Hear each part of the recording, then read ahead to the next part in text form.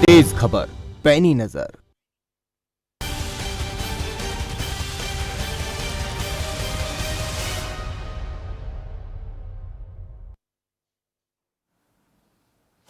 नमस्कार, स्वागत है आपका खबर फास्ट टीवी संचार में और आपके साथ मैं हूं कायनात अंसारी। ई संचार रोहतक में हम चर्चा कर रहे हैं उन तमाम जिम्मेदार इकाइयों से जिन्होंने कोरोना काल के दौरान सरकारी आदेशों, सिस्टम और जनता को दी जाने वाली सेवाओं के बीच सामंजस्य स्थापित किया। सरकारी योजनाओं और आदेशों का क्रियान्वयन ठीक प्रकार से हो सके, इसका जिम्मा हमारी प्रशासनिक इकाइयों का होता है। सरकारी आदेशों के क्रियान्वयन की जिम्मेदारी जहां जिला प्रशासन की होती है, तो वहीं परिस्थितियों के अनुसार फैसले करने और नीतियां बनाने का जिम्मा भी जिलाधिकारी का ही होता है। वहीं स्वास्थ्य सुविधाओं की मौजूदा स्थिति क्या है और किन चीजों की जरूरत है, डॉक्टर्स और नर्सिंग स्टाफ की संख्या से लेकर स्वास्थ्य सेवाओं के उचित प्रबंधन का जिम्मेदारी एक सीएमओ की होती है। लेकिन कोरोना काल में इन तमाम इकाइयों के अलावा कुछ ऐसी भी इकाइयां सामने आई जिन्होंने अपनी पूरी जिम्मेदारी जो है वो इस काल के दौरान निभाई। चाहे बात सामाजिक संस्थाओं की कर ले या हमारे डॉक्टर्स की कर ले, इन लोगों ने वो काम किया जो इन हालात में करना बेहद मुश्किल दिखाई दे रहा था। किसी की भी अपेक्षाओं से परे था इनका काम, इसीलिए इनको फ्रंटलाइन वर्कर्स भी कहा गया। तो आज हम कुछ ऐसे ही मेहमानों से हमारे साथ बातचीत करने वाले हैं। इस बातचीत में उनको जोड़ने वाले हैं। रोहतक की संचार में हमारे साथ बातचीत करने के लिए हमारे साथ जो जुड़ेंगे डॉक्टर्स हैं, दोनों ही डॉक्टर्स हैं। एक ट्रस्ट से जुड़े हुए हैं तो दूसरे जो हैं हॉस्पिटल से प्रोफेशनल जो है, कह सकते हैं कि एमबीबीएस डॉक्टर हैं। तो चलिए शुरुआत करते हैं। हमारे साथ जुड़ चुके हैं हमारे दोनों ही मेहमान। डॉक्टर विजेंद्र हमारे साथ जुड़े हुए हैं, बहुत बहुत स्वागत है सर आपका। और डॉक्टर गोपाल कृष्ण समाज सेवी हैं, आप हमारे साथ जुड़ गए हैं, आप दोनों का ही बहुत स्वागत है। सबसे पहले हमारे साथ जो डॉक्टर जुड़े हुए हैं, जो एक समाज सेवी भी हैं और डॉक्टर भी हैं, उनसे बातचीत करेंगे। सर, आपसे ये जानना चाहेंगे कि आप एक धर्मार्थ ट्रस्ट से जुड़े हुए हैं। ट्रस्ट में किस तरीके से आपने जो है अपनी सेवाओं का संचालन आप करते हैं, कब इसकी शुरुआत की और इसका उद्देश्य क्या था? कोरोना काल में किस प्रकार से ये ट्रस्ट जो है लोगों के लिए मददगार साबित हुआ? मैं डॉक्टर गोपाल कृष्ण, भाजपा चिकित्सा प्रकोष्ठ संयोजक, श्री मधुशंकर स्वामी विश्व देवानंद तीर्थ धर्म ट्रस्ट संचालन। जैसा कि आपने एक बैकग्राउंड पूछी, मेरा पीछे पूछा, तो मैं बताना चाहता हूँ 1996 के अंदर कुछ ऐसे हालातों से गुजरने के बाद, जबकि मेरे ऊपर कोई साया नहीं था, फिर भी मेरे माता जी से बहुत बीमार रहते थे और ज्यादा बीमारी के कारण अकस्मात उनकी मृत्यु हो गई। बड़ा दुख हुआ, परंतु मृत्यु का कारण एक ब्लड की जरूरत, जो कि मुझे उस टाइम मेरी माता जी के लिए ब्लड कहीं से भी अवेलेबल नहीं हुआ और मुझे इसका बड़ा दुख लगा और दिल में एक चीज भी है, आज भी है। तो 1996 के अंदर जब मैंने माता जी की स्थिति को देखकर एक मन में एक भाव आया कि क्यों ना मैं समाज के प्रति एक ऐसा कार्य करूं जिस प्रकार भी मेरी माता जी का स्वर्गवास हुआ, तो ऐसा समाज का कोई भी प्राणी जो कि किसी बीमारी से या किसी कारणवश जरूरतमंद चीज से अभाव ना हो और उसकी जरूरत ना पूरी हो, तो उस कार्य को पूरा करने के लिए मैं 1996 के अंदर मैंने एक समाज सेवा आरंभ किया। परंतु किन्हीं कारणों से मुझे बहुत कठिनाइयों का सामना पड़ा करना। इस सेवा काल में मुझे एक इतना बड़ा इनके समाज के प्रति इतना धक्का लगा कि जहाँ पर सही मायनों में अगर कोई सेवा करता है बट उसको कोई फल नहीं मिलता, उसको समाज भी इग्नोर करती है। और जो इंसान हकीकत में काम करता है उसको इग्नोर किया जाता है, परंतु जो नहीं करता वहां पर हजार हंझूम खड़ा हो जाता है। इस बात का भी मुझे दुख है। इसी काल के अंदर मैंने एक लड़की की शादी की थी और बहुत ही गरीब घर की लड़की थी और उसके घर में कोई नहीं था, सिर्फ माता जी थी। शादी करने के बाद क्या हुआ, वो लड़की गलत जगह पे चली गई और हमें इसका पता नहीं था। हमने फिर जब लड़की बोली कि भाई मैं ठीक नहीं हूँ, ये परिवार अच्छा नहीं है, तो हमने कहा ठीक है भाई, जब बच्चा ठीक है नहीं तो इसको यहाँ पर नहीं रहना चाहिए।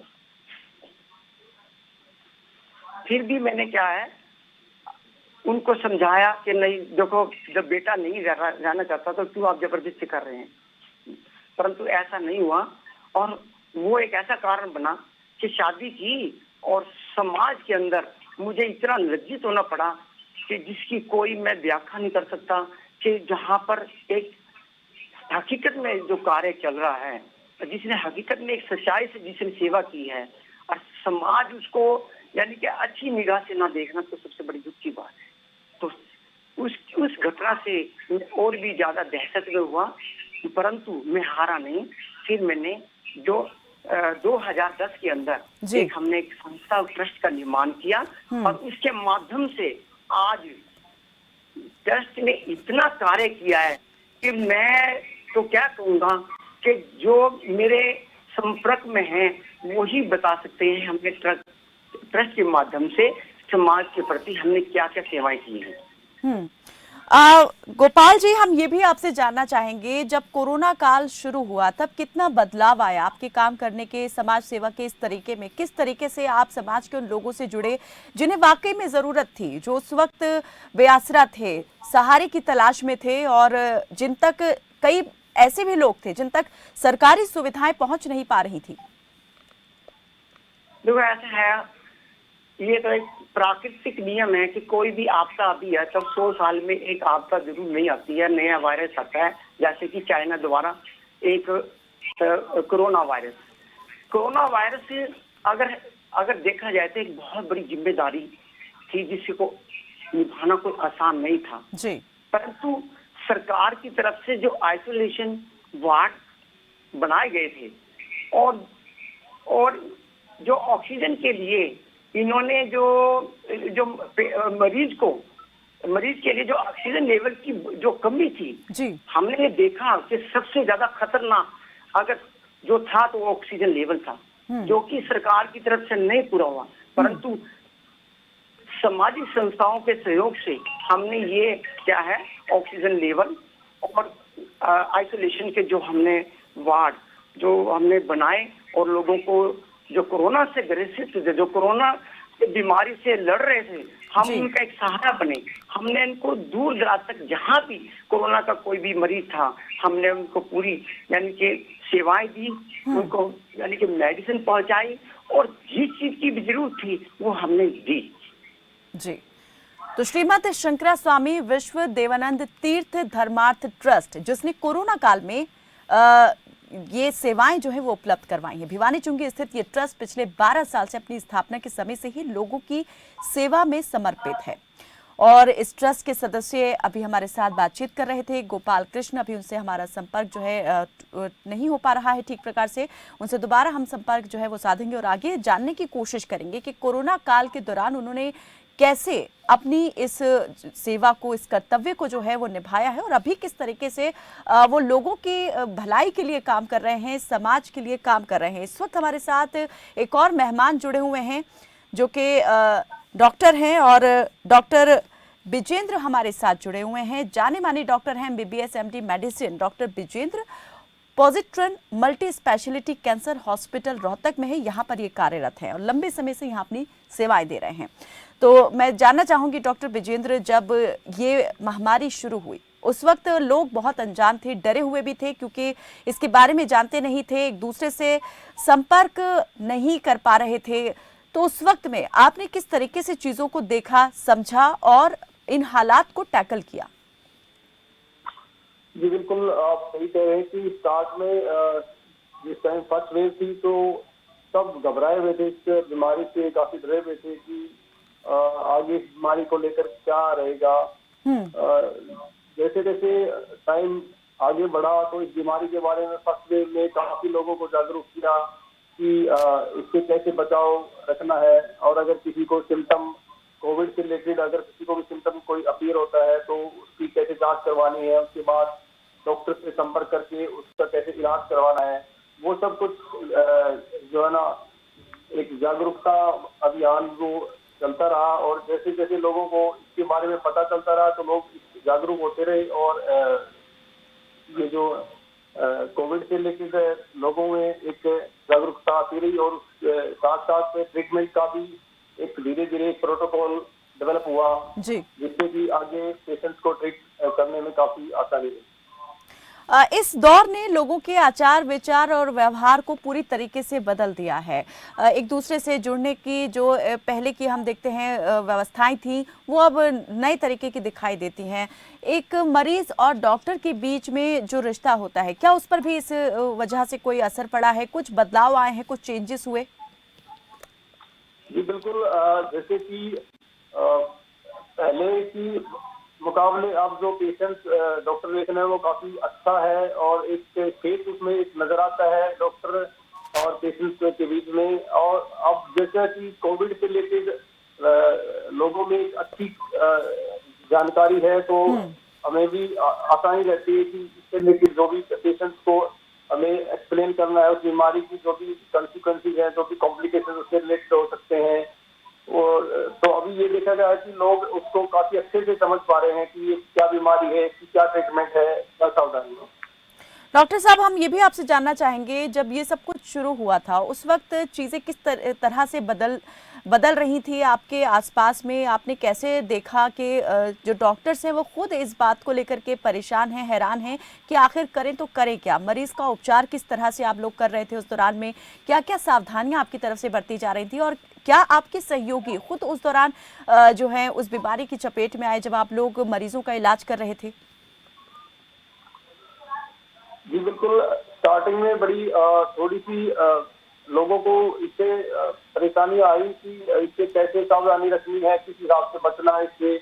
और एक ट्रीटमेंट प्रोटोकॉल भी उस टाइम पे स्टार्टिंग में नहीं था, तो धीरे धीरे प्रोटोकॉल ट्रीटमेंट के लिए एक गाइडलाइन जारी हुई। उसके बाद से काफी चीजें बड़ी सिंपल हो गई कि किसी पेशेंट अगर आता है तो उसको सिम्टम माइल्ड है, मॉडरेट है, सीवियर है, उसके हिसाब से क्या उसको ट्रीटमेंट देना है।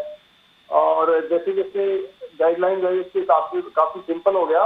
और दूसरा ये कि स्टार्टिंग में लोगों को ये भी पता नहीं था कि इससे बचाव कैसे करना है।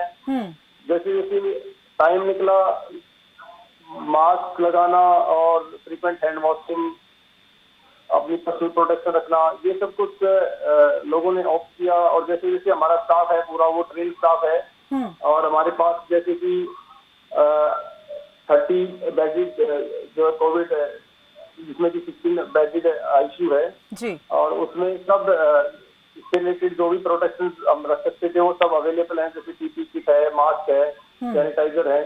और हमारा जो आईसीयू है वो भी काफी वेंटिलेटर है, और उसमें भी एक लेमिनर फ्लो है, जिसकी वजह से काफी उसमें सावधानियां बरती गई ताकि वहां का अंदर काम करने वाला स्टाफ इन्फेक्शन ना हो। जब फर्स्ट वेव आई थी उस वक्त लोग उतना भले ही स्वास्थ्य सेवाओं के लिए परेशान ना हुए हों, लेकिन जब सेकेंड वेव आई, दूसरी लहर में बहुत ज़्यादा देखा गया कि मारामारी शुरू हो गई थी और लोगों को हॉस्पिटल में बेड नहीं मिल पा रहे थे, हॉस्पिटल्स में जगह ही नहीं बची थी। तो उस टाइम पर मैं आपसे ये जानना चाहूँगी कि आपने देखा कि जो स्वास्थ्य सुविधाएं थी वो पर्याप्त थी अपने आप में, या आप भी उन संसाधनों की कमी से जूझ रहे थे जिनसे और दूसरे हॉस्पिटल्स जूझ रहे थे? मरीज जो थे, किस तरीके के मरीज हॉस्पिटल पहुंच रहे थे, और उस दौरान क्या आपने कुछ नया देखा और नया सीखा उस दौरान? बिल्कुल। सेकेंड वेव में जो सीवियरिटी थी वो काफी थी। सीवियर पेशेंट बहुत काफी तादाद में थे, जिनमें की ऑक्सीजन सैचुरेशन बहुत कम थी। उस दौरान हमारे हॉस्पिटल में बड़े सूझबूझ से उन काफी मैक्सिमम पेशेंट्स को बड़े अच्छे से हमने हैंडल किया। और जो है ना, उस टाइम पे हमारे ऑक्सीजन प्लांट भी लग गया था, जिसकी वजह से हमें ऑक्सीजन की बहुत ज्यादा कमी महसूस नहीं हुई, और बड़े जल्दी हमने उस सब पे कंट्रोल कर लिया था उस सिचुएशन पे, और बड़े अच्छे से मैनेज कर लिया था। जी। गोपाल कृष्णम जी, आपसे हम जानना चाहेंगे, जो ट्रस्ट है, आप वहाँ पर एक समाज सेवी के तौर पर भी काम कर रहे हैं, बतौर डॉक्टर के तौर पे भी अपनी सेवाएं वहाँ पर दे रहे हैं, तो आपने किस तरीके से वहाँ पर इस दौरान में अपनी सेवाएं दी? क्या लगा कि जो हालात हैं किस तरीके से जो हैं वो ठीक होंगे? आपने कितना ज़्यादा, या आपके ट्रस्ट ने कितना ज़्यादा यहाँ पर जो है योगदान दिया लोगों की सेवा में और उनकी तकलीफ़ों को दूर करने में? कोरोना वायरस काल के अंदर सबसे पहले तो हमें जो रोगी के लिए सबसे खतरनाक दिन लेवल था वो ऑक्सीजन लेवल था, क्योंकि ऑक्सीजन का लेवल उसको सिक्योर करके रखना भी एक बहुत बड़ी चुनौती थी। बट सरकारी सुविधाओं से वंचित जो रोगी थे, जो कि एक मारामारी हो रही थी ऑक्सीजन के लिए भी, और मेडिसिन में भी काला बाजारी हो रही थी कि कोई भी अगर मेडिसिन अगर प्रिंट रेट पर अगर कोई भी मेडिसिन अगर 100 रुपए की है, अगर वो 500 रुपए की मिल रही तो कितनी दुख की बात है। इन हालातों से जब हम गुजरे तो हमने कहा कि जिस मरीज के पास एक अच्छा पैसा है, जो संपन्न है जी। वो तो चलो अपने सुविधा संपन्न किसी भी हॉस्पिटल में, प्राइवेट हॉस्पिटल में अपना ट्रीटमेंट ले लेगा। बट जो गरीब है, जिसके पास कुछ नहीं है, उसके लिए सबसे बड़ी हम चुनौती थी कि उसको हम कैसे, उसको कोरोना काल के अंदर किस प्रकार की सुविधाएं कैसे रखा जाए, उसको दवाइयां कैसी पहुंचाए, उसको सिलेंडर कैसे अवेलेबल करा जाए। बट ये हमने इन हालातों को देखते हुए, कठिन कार्य तो था, चुनौती थी, परंतु हम क्या पथ से हिले नहीं कि ये कार्य करना है, सेवा करनी है। यानी कि ब्लड की जरूरत है तो ब्लड अवेलेबल कराया, जबकि मैंने 316 कैंप लगा चुका हूँ, मुझे दिक्कत नहीं आई। पेशेंट को थी वो ब्लड मिला, जिसको मेडिसिन की जरूरत थी उनको मेडिसिन मिली, और जिसको ऑक्सीजन की थी उसको ऑक्सीजन भी हमने अवेलेबल कराई। परंतु रोहतक शहर के अंदर मैंने एक और मुझे पीड़ा इस बात की कि मैं नाम तो नहीं लेना चाहता, एक समाज का वरिष्ठ व्यक्ति जिसको एक इमरजेंसी में, जबकि सिलेंडर हमें नहीं मिल रहा था, और वो जैसे कि अब कोरोना के कारण उसके ऐसे शिफ्टन आ गए थे जैसे वो जाने वाला है।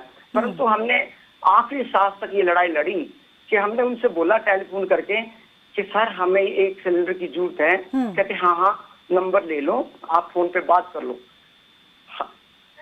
पूरा दिन घूमने के बावजूद भी उस वरिष्ठ व्यक्ति से हमें वो सिलेंडर नहीं मिला। फिर भी हमने वो अपना जो मकसद था कि हमने सेवा करनी है, हमने कहीं से भी वो सिलेंडर पूरा कर उस मरीज की हमने जान बचाई। तो ऐसी जो हमारे को रास्ते में गोपाल जी, बिल्कुल जैसे अभी आपने कहा कि किसी व्यक्ति से आपने कहा, बातचीत की सिलेंडर के लिए, लेकिन कई आश्वासन देने के बावजूद जो है वो सहायता आपको उपलब्ध नहीं हो पाई। मैं आपसे यही जानना चाह रही थी कि उस क्रिटिकल टाइम में जब लोगों को दवाइयां उपलब्ध नहीं हो पा रही थी, सिलेंडर्स नहीं मिल पा रहे थे, सोर्स लगानी पड़ रही थी हॉस्पिटल के अंदर बेड मिलने के लिए, तो ऐसे में आपने ये सारी चीज़ें किस तरीके से अरेंज की? कितनी दिक्कतें आपको सामने आई? सरकार और प्रशासन की तरफ से मदद जो है वो कितनी आपको मिल पाई इस सब में? देखो, सरकार की तरफ से तो हमने कोरोना काल में 1 रुपए की भी हमें सहायता नहीं मिली, ना हमने ली। बट हमारा एक ग्रुप बना हुआ है जिसके अंदर सभी सेवादार हैं और वो तन मन धन से सेवा करते हैं। हमें जिस चीज की भी जरूरत पड़ी है, उन्होंने बोला कि हमें कोई भी अगर मेडिसिन की, सिलेंडर की, किसी प्रकार की, खाने की, या कोई आइसोलेशन वार्ड जहाँ पर हमने रोगी को रखना है, तो उसके लिए भी हमें बोल सकते हैं। हमारा कम से कम 25 जनों का ग्रुप था और 25 नंबर हमारे पास तैयार रखते थे। जो ग्रुप में जो मेंबर जिस तरह का काम करना चाहता था, उसने अपनी ड्यूटी बाखूबी निभाई और उसने काम भी पूरा किया, और जिससे हमारे कोरोना काल के अंदर तमाम मरीज, मैं तो परमात्मा को साक्षी मान के कहता हूँ कि कोई ऐसी घटना भी नहीं हुई कि जो हमारे एक रोगी को भी कोई किसी प्रकार की कोई घटना घटित हुई हो। मैं अपनी आत्मा से कहता हूँ कि हमने जो सेवा की है उससे तमाम मरीज हमारे ठीक हुए हैं। परंतु मुझे एक चीज का मलाल भी है, सरकार की तरफ से मैं मानता हूँ भाई उन्होंने बहुत कोशिश की, उनके लिए बड़ी कठिनाइयां थी, जैसे कि WHO के जो रूल थे जो कि हमें फॉलो करने थे, बट कई ऐसे देश भी हैं जो रूल फॉलो नहीं कर सकते। जैसे कि हमारे भारत में भी क्षेत्रीय जो वातावरण है उसको देखते हुए देखा जाए तो वो रूल नहीं फॉलो कर पा रहे थे, तो ये भी एक कारण हुआ। और दूसरी बात ये है कि जो समाज सेवाएं संस्थाएं जो हमारे कोरोना काल के अंदर जो इस कार्य में जुटी, कुछ हद तक उन्होंने बहुत अच्छा कार्य किया, परंतु उसमें कुछ ऐसी संस्थाएं भी थी जिन्होंने इसकी आड़ के अंदर अच्छे कार्य नहीं किए। उन्होंने सिर्फ एक धन बटोरने का कार्य किया, जो एक बड़ी दुख की बात है। बड़े बड़े उद्योगपतियों ने जिन्होंने अपने धन के पिटारे खोल दिए थे कि भाई ये जो समय है ये इतना भयंकर है, ये इतना भयावह, यानी कि डराना, यानी कि वायरस था जिसमें लोग इतना डर चुके थे, जिसमें दहशत हो चुकी थी क्या होगा। यहाँ तक कि लोगों के जीवन में इतना बदलाव आया, केवल एक निजी जीवन पर बल्कि हमारे रिश्तों पर भी प्रभाव पड़ा और अपनों से दूर होते रिश्तों को हमने देखा है। ये ऐसा काल था। मैं ये कहना चाहता हूँ कि समाज में, राष्ट्र में अगर कोई आपदा आती है तो जैसे कि चलो सरकार तो अपनी तरफ से कोशिश करती है और जो उनके रूल्स हैं वो भी फॉलो करने हैं। जैसे कि मैं गोपाल जी जैसे आपने कहा कि सभी लोग बहुत ज्यादा डरे हुए थे, हर तरफ डर का ही माहौल बना हुआ था, लेकिन उस बीच भी आप और आपके संस्था से जुड़े लोग, टीम से, ग्रुप से जुड़े हुए लोग सेवा के काम में लगे हुए थे। कभी डर नहीं लगा आपको? कभी मन पे डर की भावना हावी नहीं हुई? नहीं, ऐसा कोई नहीं था, क्योंकि जब सेवा का भाव आता है कि हमें सेवा करनी है तो वहां डर नहीं है। किसी का डरना, जब मानवता अगर गिर जाती है तो फिर क्या बचता है? पांचों उंगलियां एक साथ नहीं होती। जब मन में भाई ठान लिया कि हमने सेवा करनी है तो वो किया और करके दिखाया। जी डॉक्टर विजेंद्र, दुख है जी, दुख इस चीज का है कि राष्ट्र के प्रति कुछ संस्थाएं हैं जिन्होंने तन मन धन से काम किया, बस कुछ संस्थाएं ऐसी थी जिन्होंने सिर्फ धन बटोरने का काम किया। जी डॉक्टर विजेंद्र, मैं आपसे यही जानना चाहूंगी कि इस दौरान जो है हर तरह के लोग जो है वो प्राइवेट हॉस्पिटल्स का भी रुख कर रहे थे और सरकारी हॉस्पिटल्स में तो जा ही रहे थे। कुछ लोग अफोर्ड कर सकते थे, कुछ नहीं कर सकते थे, लेकिन क्योंकि जान का सवाल था इसलिए लोग जो है हॉस्पिटल तो जा ही रहे थे। लेकिन अस्पतालों ने किस तरीके से यहाँ पर अपनी जिम्मेदारी निभाई उन लोगों के प्रति, किस तरह से आपने मरीजों को कम किफ़ायती दरों पर जो है इलाज दिया, मरीज जो है किस तरीके से आपके सामने अपनी परेशानी रख रहे थे उस दौरान, और हॉस्पिटल ने या एक डॉक्टर के नाते मैं आपसे ये जानना चाहूंगी कि क्या कोई इनिशिएटिव लिया गया ऐसे लोगों की सहायता के लिए आपकी तरफ से? जी बिल्कुल, जैसे कि हमारा हॉस्पिटल में स्पेशली इस चीज का ध्यान रखा गया कि अगर कोई पुअर पेशेंट है, अफोर्ड नहीं कर पा रहा है और पेशेंट की हालत गंभीर है, तो हमने किसी भी पेशेंट को डिनाई नहीं किया, ना वो सेकेंड वेव में ना अभी थर्ड वेव में कर रहे हैं। जो भी पेशेंट आया है उसकी हालत को देखते हुए हमने उसको एडमिट किया है और पेशेंट अगर अफोर्ड नहीं कर पाया तो हमने उसका फ्री इलाज भी किया है। और अगर पेशेंट जैसे कि सरकार ने रेट निर्धारित किए थे, हमने बिल्कुल as per government guideline patient से सिर्फ वही चार्ज किया है जो गवर्नमेंट के हिसाब से, और अगर कोई पुअर पेशेंट है तो हमने उसको फ्री इलाज भी किया। ऐसे कितने पेशेंट्स अगर हम जानना चाहें रहे होंगे जिनका आपने इस तरह से किफायती दरों पर इलाज किया है या मुफ्त में इलाज किया होगा? पिछली बार भी जैसे कि मोर देन 20% पेशेंट ऐसे हैं जिनका डिस्काउंट रेट में, और कुछ पेशेंट ऐसे भी थे जिनका बिल्कुल ऑलमोस्ट फ्री में इलाज किया। जी मैं ये जानना चाहूँगी आपसे कि आप देखें फर्स्ट वेव से लेके और थर्ड वेव तक अभी तक कितना बदलाव आ गया है, कितना सुधार हुआ है स्वास्थ्य सेवाओं के क्षेत्र में और डॉक्टर्स की संख्या में, और कितना माइंडसेट जो है वो चेंज हुआ है एक पेशेंट का और डॉक्टर का, जो उस इलाज करने में पहले कहीं हिचकिचा रहा था लेकिन अब वो हिचकिचाहट क्या दूर हो चुकी है पूरी, और जो भ्रम था एक पेशेंट के मन में कोरोना महामारी को लेकर के वो कितना दूर हो पाया है? जी बिल्कुल, इसमें एक लोगों की सोच में भी काफी फर्क आया है। जैसे कि फर्स्ट वेव में इस बीमारी के बारे में ज्यादा लोग भी नहीं जानते थे और इवन मेडिकल प्रोफेशनल को भी इससे लेके इतना क्लियर नहीं था कि उसका ट्रीटमेंट प्रोटोकॉल क्या रहेंगे। लेकिन सेकेंड वेव में ये काफी क्लियर था कि पेशेंट्स का मैनेजमेंट किस तरह से रहेगा, उसकी कैटेगराइज कैसे करनी है, और सेकेंड वेव में उसका काफी बेनिफिट हुआ इस चीज का कि हमारे पास एक प्रोटोकॉल था जिसका कि लोगों को काफी बेनिफिट रहा है। और थर्ड वेव में तो उससे भी काफी एक तरह से सिंप्लीफाइड हो गई चीजें कि कैसे हॉस्पिटल स्टाफ को अपने आप को प्रोटेक्ट करके पेशेंट्स को ट्रीट करना है। जी, तो हालात क्या लगता है कि बहुत ज़्यादा आप सुधर चुके हैं पहले से? जो एकदम पहले स्थिति गड़बड़ा गई थी उसमें आप कितना आप सुधार देख रहे हैं, और काम करने के तरीके में अभी तक कितना आपके बदलाव आ चुका है?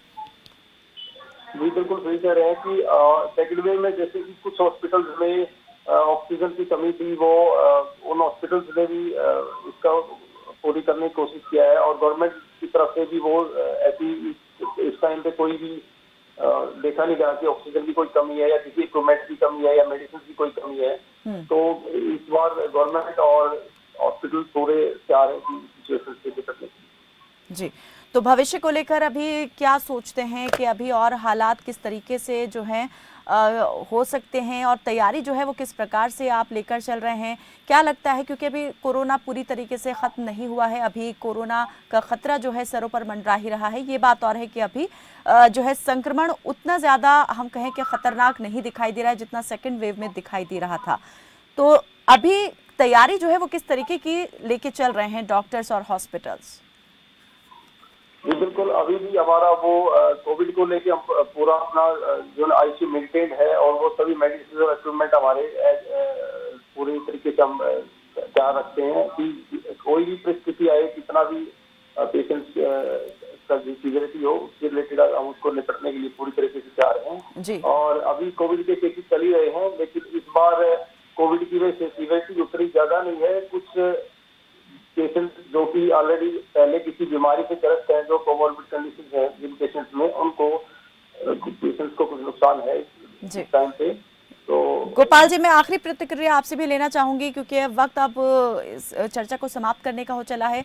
भविष्य को लेकर किस तरीके से आप देख रहे हैं चीजें रह सकती हैं, और आप जो हैं आगे कैसे अपनी इस सेवा के दायरे को और बढ़ाने वाले हैं, विस्तार देने वाले हैं? ये जो प्राकृतिक आपदा हमारे देश में चल रही है, क्योंकि ओमिक्रॉन जैसी अब बीमारी आ चुकी है, परंतु हमने फिर भी हम इसके प्रति जागरूक हैं और लोगों को समय समय पर हम जागरूक करते रहते हैं कि कोरोना के लक्षणों को तो आम जन जान चुके हैं कि भाई इसके लक्षण क्या होते हैं, परंतु हमें हमारा भी कुछ राइट बनता है कि समाज में कोई भी वंचित ना हो और उसको जागरूक किया जाए। सबसे पहले तो हमें उनके लक्षणों को और हमें रहना क्या, रहन सहन हमने किस प्रकार का होना चाहिए, वो हमें समय समय पर बताना चाहिए और बता भी रहे हैं, और हम हर प्रकार की सेवा के लिए तैयार हैं। हमें किसी प्रकार की कोई भी कमी नहीं है, हमारा ग्रुप है, और जिस प्रकार की भी कोई भी यानी कि वायरस या कोई भी बीमारी है, हम उसका डटकर सामना करने के लिए तैयार खड़े हैं। चलिए, बहुत बहुत शुक्रिया आप दोनों ही मेहमानों का हमारे साथ इस बातचीत में जुड़ने के लिए। तो जब तक